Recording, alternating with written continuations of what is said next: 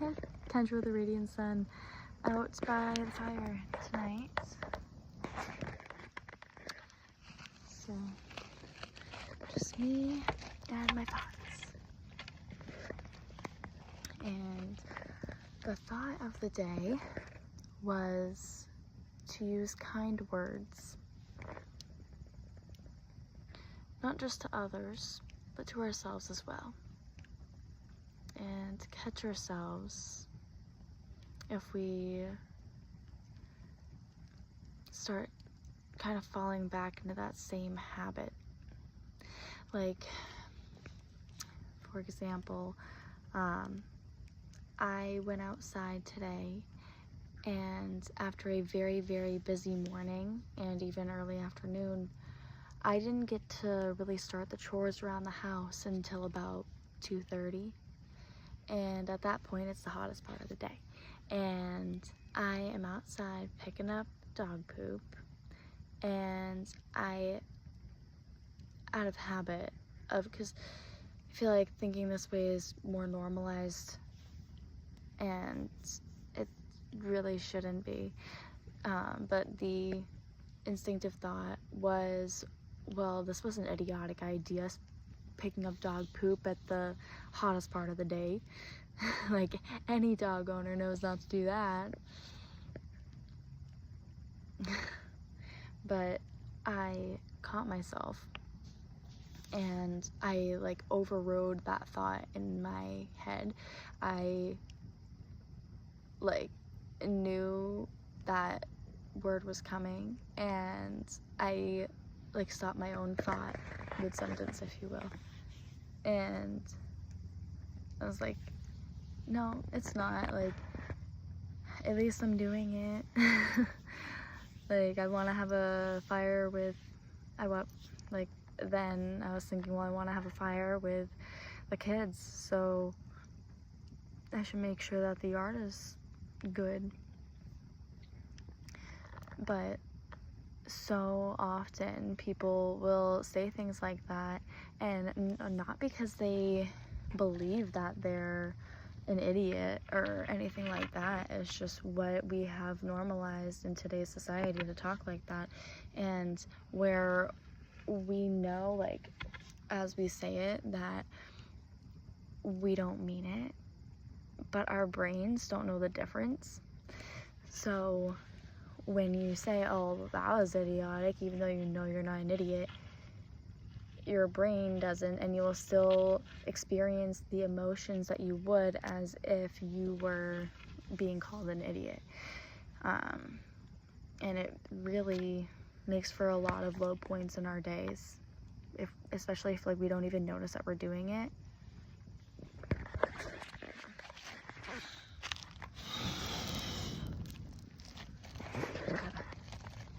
Give it a little oomph every now and again. I'm gonna head in here soon, but you know, it's crazy. I mean, even when you're, not that you should, but if you were to say that like to somebody else, say, well, you're such an idiot, why would you do that? Again, your brain doesn't know. It recognizes the word idiot as just a negative word that hurts people, and in turn feels hurt. That's the meaning behind the word, right? So that was a good catch, I would say, and turning it into, like, at least I even get to do this. At least I get to have a dog, you know? Like, so many things, like, they might be shitty, no pun intended, in the moment, but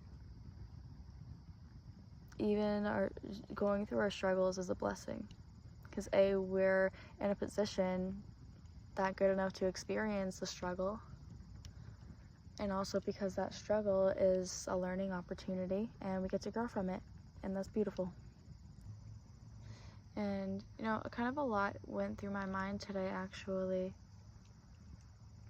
You know, every day before I get the kids, like, I try to prep myself to interact with someone that's at a different frequency and mindset, that being my kids, because I have done some inner child healing,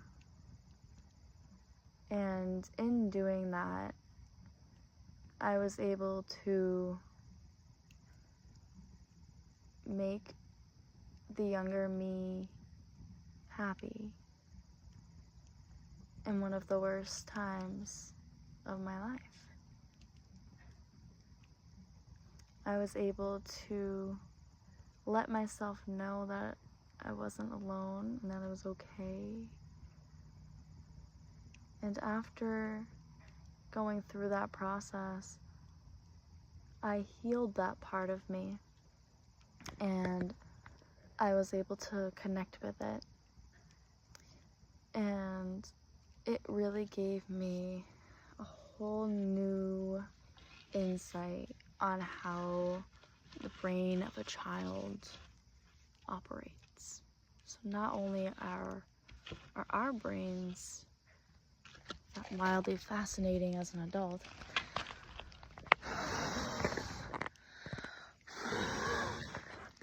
it's dying, guys.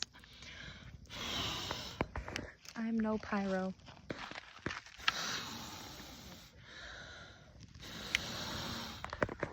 That was like completely out 2 seconds ago. I think I'm doing pretty damn well stretching this thing out, because as soon as this is done, guys, I am going in because I am beat. It's been a long day. But getting that insight into how a child's mind works and remembering, it really allows me to be more present in their childhood and how they're growing and evolving. Like, it's one thing that just, like, I don't know how to, like, I get to not only play with them and teach them and watch them grow, but now I get to view the situations that they're facing from their perspective and understand how they're feeling, that their energy is much lower than what ours would be. I mean, they're literally half the size of us, so half the energy, basically. And we can't possibly expect them to go through the days that we do, you know? Like, their day is like if we worked a 12-hour day every single day and was go from the moment we woke up to the moment we went to bed. It's a lot. And while they're trying to process emotions at the same time, it's frustrating. And as a child, you feel totally alone in that. And like, cause you're a lot of the time, unless you have like a lot of siblings or cousins or something, a lot of the time you're surrounded by more adults than anything. Adults that don't understand it like that anymore. It's been a while. You know, you can't remember exactly how we felt at that point, but trying to process the emotions that they do when they don't know how to implement that into their life, like, and you know, we might see something being so simple, and in their mind it's a jigsaw puzzle. So keeping that in mind has allowed me to grow a lot more in my spiritual journey, because now I can kind of take what I've learned there and adapt it with other situations and other people in my life. And I mean, let's face it, even as adults, like, kids aren't the only ones that don't know how to implement their shit. And I'm sorry, that was giving me some light. Yeah, okay. Like, even as adults, we don't know how to implement. So that's actually why I'm here on your screen right now. Because I want to help people implement the knowledge that they've learned into their lives and to get them unstuck. Because for a while, when it comes to spirituality, there's always going to be something to learn. And a decent part of the journey is finding things that teach you more about it.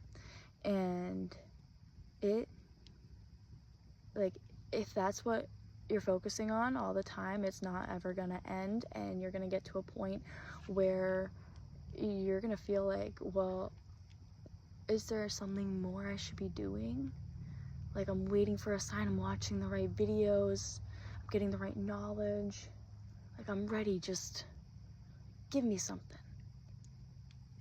But that something never happens, because the universe isn't just gonna give you the answers.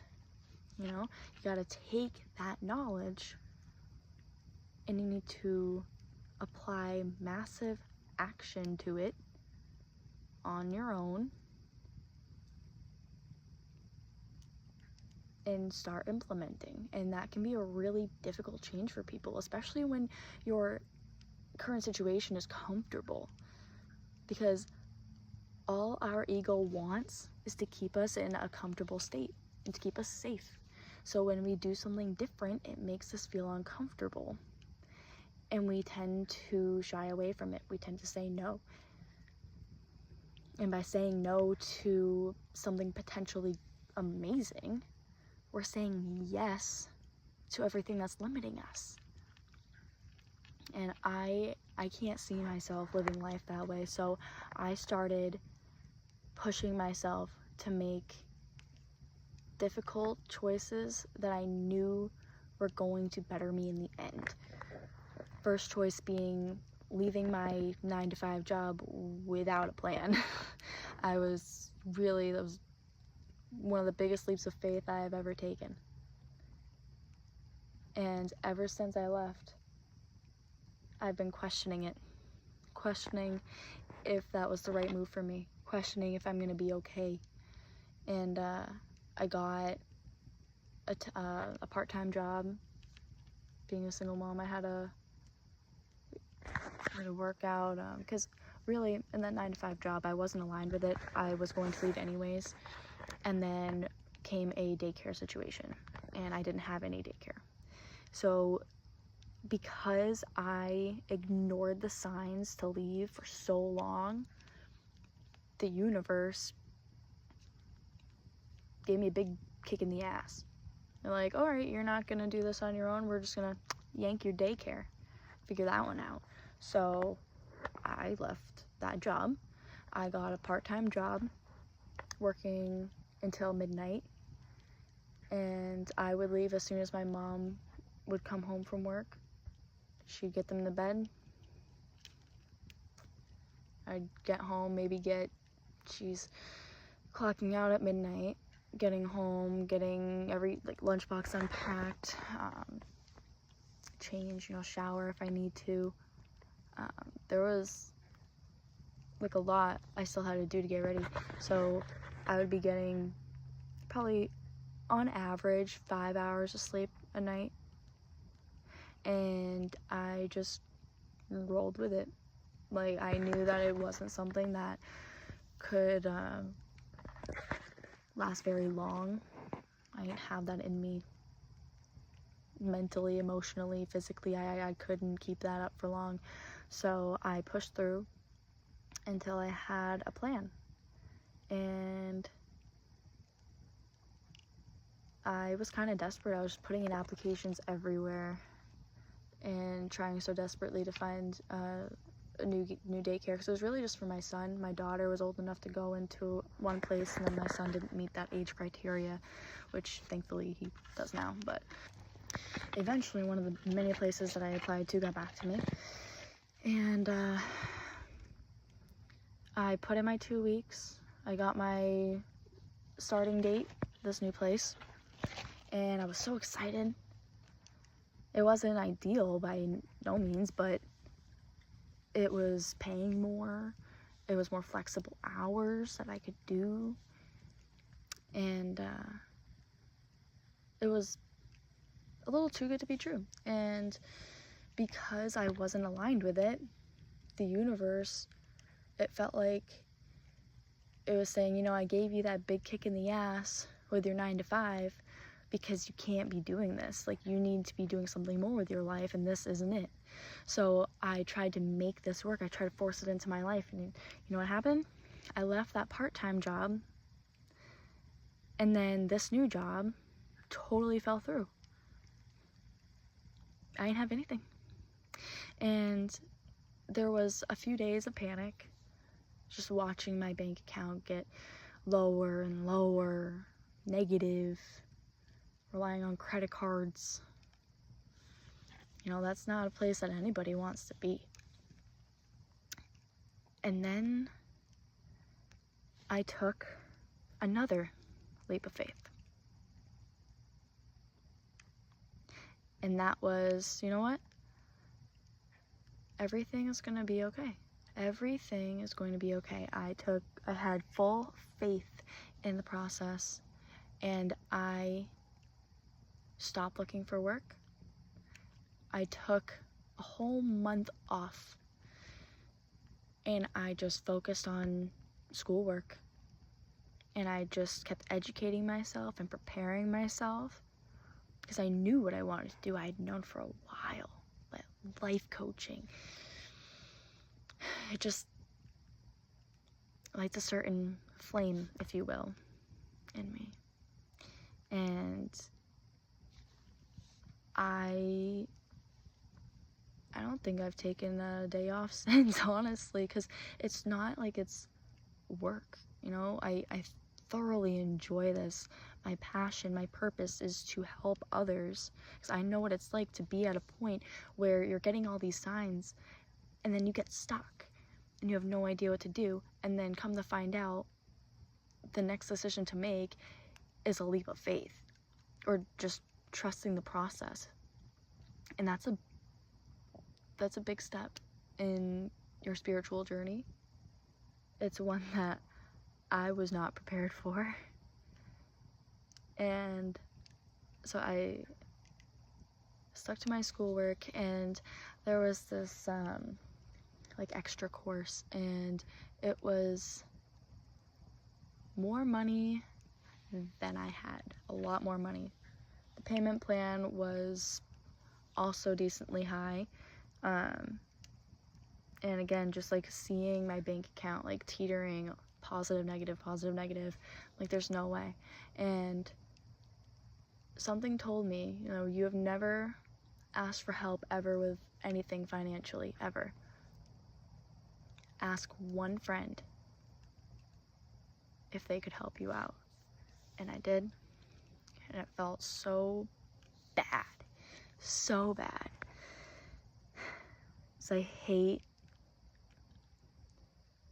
I feel like a subconscious part of me just hated receiving. And that is a critical balance to have, the giving and receiving. Otherwise, you're just going to run yourself into the ground. So I asked this friend, and without hesitating, they said they'd help me. And I got the course. And I just kept having faith in myself. And now I'm a life coach.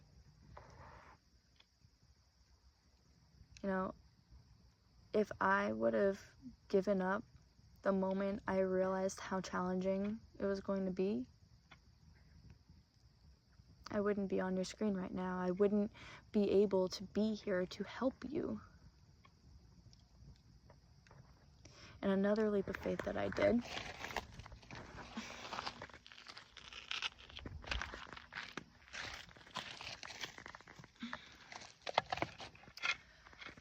during all of that, before I got the course, actually it was when I left my 9 to 5 and I went to that part-time job, I had a little bit of money saved up, and I knew that I wanted to be a life coach. I knew that's what I wanted to do. But I had no idea how the hell to do it. I was attending all these Tony Robbins seminars and workshops, and it clicked for me, you know. Maybe I could start with mentoring. I watched so much of Tony's work, and that alone helped me grow, and I was able to kind of disassemble his teachings, if you will, like finding the root of where he was working at with people, how he was going layers deep. Just learning that, I'm like, if this is that educational and that powerful, then just imagine what it would be like to have one of his coaches. And that just popped in my head for a day or two, and then it went away. It didn't do anything. And then I opened my phone, and there was an ad for a free discovery call with a Tony Robbins result coach. And I probably stayed on that page for an hour, just, contemplating, should I not? What if I'm not worthy? And then a louder part of me said, it's free, just do it. You never know. So I talked with this person who was like doing the screening, I guess. I don't know the right title for it, but I had a very long conversation with him, and he fueled me with as much fire as Tony did. And I'm like, yes, this is what I need. This is where I need to be. This is the next step in my journey to becoming a coach. And I didn't really have, I had the money saved up, but it was like that little safety net that we like to have, that comfort zone with money. And oddly enough, if you cling to the little bit of money you have, it creates resistance and affects how easily money flows into our lives, which I'll do another video on. I can go pretty deep in that one. But I got the coach, and I was so excited. And then the next day, I was so terrified. Like, what did I just do? What did I just do? Like, that was most of what I had. What am I gonna do? And I tried, taking it back. I'm like, I can't do that. It's too late. So now I'm stuck with this coach. And I'm so mad at myself for spending that money on it. And I'll say the first couple sessions, I didn't really get much out of it because I was so upset with my investment that it wasn't that the value they were providing me wasn't good. It was because I wasn't giving it a chance. And once I realized, what have I got to lose? I might as well put every single ounce of effort I have into this thing and just figure it out. So that's what I did. And just having the accountability, the support, the tools, I flourished. I totally changed everything, because during the period of which during the period of having this coach, I was doing all my schoolwork, I was doing more mentoring, and I was doing massive healing, like shadow work, and I shifted realities. I dismantled my limiting beliefs. I got to the root of them. Most of them are gone. I mean, of course, we're gonna have those few that pop up here and there, and it'll shake me for a second, and then I'll think about it, and I can respond to it now. I'm not reacting anymore. It's not like a fight or flight thing.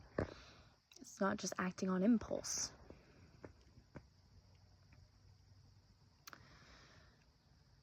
And now I went from working for somebody else and leading a miserable life where I barely got to see my family and being cooped up in a little cubicle with people that, you know, probably the people that, well, not all of them, but some of them are like, you know, oh, I'm gonna be nice because we always have to keep a smile on our face, but on the inside I can't stand you, why are you here? Like, getting that vibe from people, it's like, okay, I'm not welcome. I mean, some people are very, very, very kind, and I have so much to be grateful for, to have met them.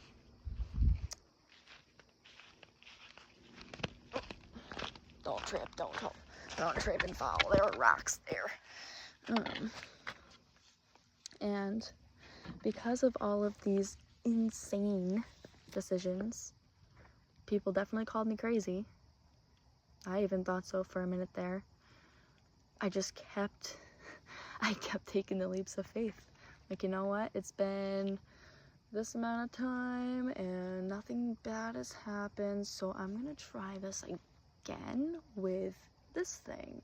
And just having the courage to do that when every other ego instinct is telling you not to. Just having the faith. Like, because of doing that, I can now say I am a life coach. I can say that I am proud of what I've accomplished in my life. I can now say that I wake up every day and I help people. It's such a beautiful thing, and we truly need more of it in this world. But the fire is just about out, and I'm getting kind of tired of having to stand up for this light all the time. I think I'm gonna go in and read and call it a night, but if this resonated with you, if you think that the scary decision might just be your next decision, then book a free discovery call with me. I'll put my link in the description below. I would love to talk to you. It's 100% free for the discovery call. You'll at least maybe get a better insight to where you're gonna go, even if you don't sign on with me. It never hurts to have a listening ear. Alright, but I hope you guys have a lovely night. I'm not sitting up for that motion light again. I'm going to bed. Peace, guys.